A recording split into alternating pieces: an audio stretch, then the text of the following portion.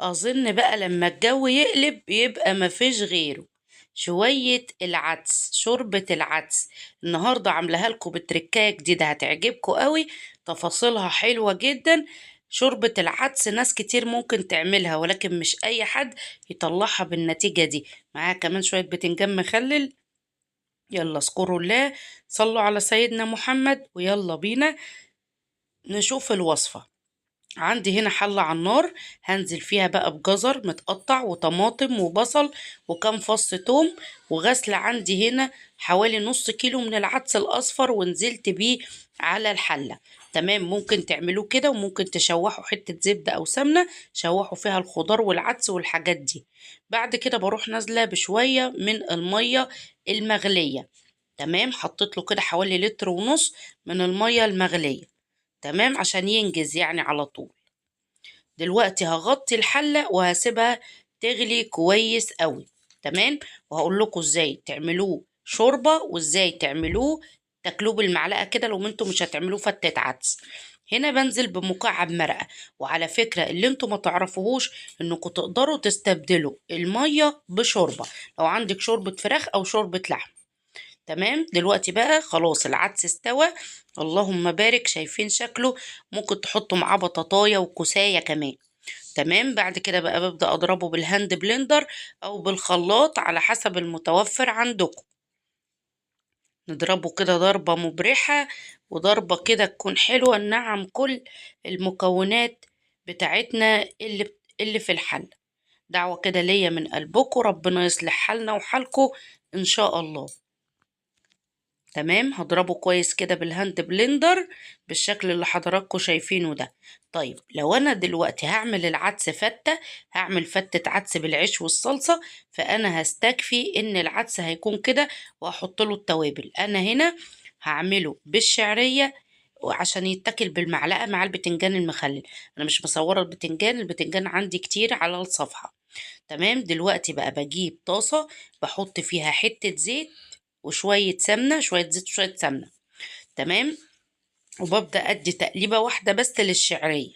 خلاص، بعد كده بقى بروح جايبة بصلاية كبيرة ونازلة بيها على الشعرية، وهي التركاية دي بتاعتي النهاردة. حد يقول لي البصل والشعرية مع بعض؟ أيوة، البصل والشعرية مع بعض. تمام كده، هروح نازلة بيهم مع بعض وهبدأ أشوح البصل والشعرية. عايزة أقول لكم بقى يبقوا أخدين من بعض كده، طعمهم بيبقى غني وحلو. لما الشعرية بتشرب من البصل والاتنين بيبقى طعمهم حلو. أكلة سهلة وسريعة ومغذية ومفيدة. وعايزة أقول لكم إن مفيش حاجة ما بقتش بتتكلف. العدس بيتكلف وكل حاجة بتتكلف. تمام، هنا نزلت كده بمكعب سمنة. تمام كده، ونقعد بقى نقلب ونشوح وناخد بالنا كويس عشان خاطر الشعرية بتاخد لون قبل البصل. حد يقول لي طب كنت نزلتي بالبصل يا شيف هدير الأول؟ لا، تنزلوا بالشعرية الأول. نقلب فيها بالشكل اللي حضراتكم شايفينه ده طول ما احنا واقفين، لحد ما توصل للون اللي هوريهولكم. تمام، هنا انا حطيت العدس على النار وعليت النار شوية. تمام، هنا بقى في حاجة، بزود العدس شوية مية كمان عشان لسه الشعرية هتستوي فيه، بعكس ما انا ما اكون محمرة الشعرية لوحدها. شايفين بقى بدأوا ياخدوا لون الشعرية والبصل مع بعض اهم، من غير ما البصل تتحرق ولا الشعرية تتحرق. بصوا، اللهم صل على سيدنا محمد.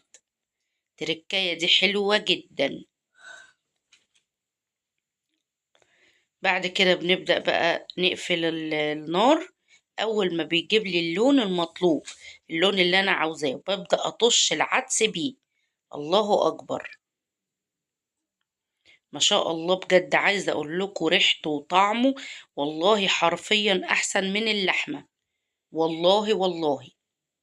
تمام، بعد كده بقى ببدأ أحط له بقى الملح، وبحط له الكمون. عدس يعني ملح وكمون، ما تكتروش حاجات ملهاش لازمة. هو مكعب مرق، ملح وكمون للعدس فقط لا غير. بسيبه بقى ياخد له غلوة على نار هادية، بكون موطية النار، ما تعلوش النار عشان ما يتقلش منكم قوي. لا، وطوا النار كده لحد ما الشعرية تستوي كويس.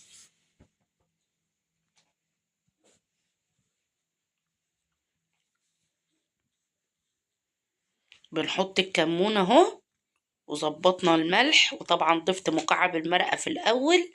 كده عندك أحلى شوربة عدس على ظبط الظبط. شوية مخلل، شوية لفت، شوية بصل أخضر، تفتي بقى فتة عدس، تحطي عليه صلصة. ألف هنا وشفا. بحبكم في الله يا أحلى متابعين في الدنيا. تنسوش تجربوه على طريقتي وتقولولي ايه الطعم وايه الطريقة. بحبكم في الله. تنسوش متابعة واشتراك لصفحاتي.